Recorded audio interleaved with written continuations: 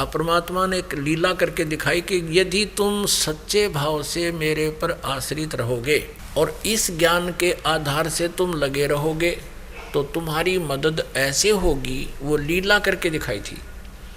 कबीर परमेश्वर जी इन नकली गुरुओं की और इन नकली मंडलेश्वरों की, नकली गुरु ब्राह्मणों की और नकली काजी और मुल्लाओं की, नकली माने जिनको अध्यात्म ज्ञान नहीं है, उनके अज्ञान का पर्दाफाश किया करते थे कि ये तुम्हें गुमराह कर रहे हैं, ये नाम जाप के नहीं हैं, ब्रह्मा विष्णु महेश ये अजरो अमर नहीं है, और ब्रह्म तक की साधना से भी तुम ब्रह्मलोक में जाओगे, फिर वापस आओगे, तुम्हारा जन्म मृत्यु समाप्त नहीं होगा।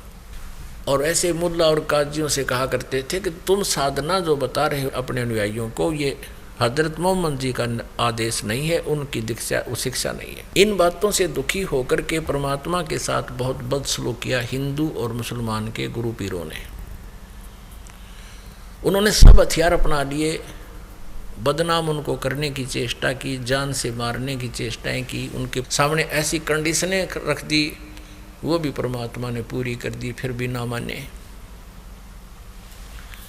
तो पुण्यात्माओं आखिर में उन्होंने क्या सोचा, मिलकर हिंदू और मुसलमानों के नकली गुरु पीरों ने परमात्मा कबीर जी के बारे में झूठी चिट्ठी लिख दी पूरे भारतवर्ष में। इन साधु संतों के डेरा में कबीर नाम का जुलाहा काशी में, और एक भंडारा करेगा,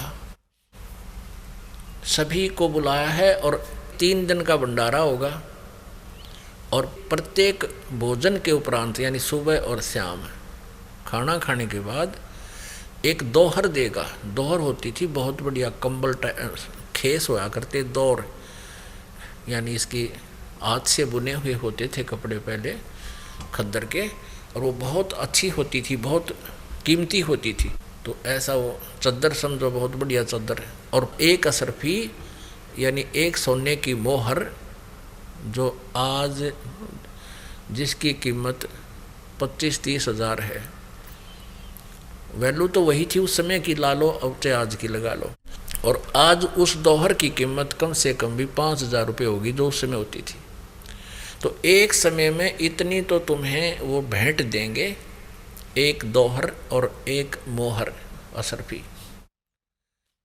इस लालच में सारे मंडलेश्वर अपने सभी शिष्यों को सबको लेकर पहुंच गए, 18 लाख व्यक्ति।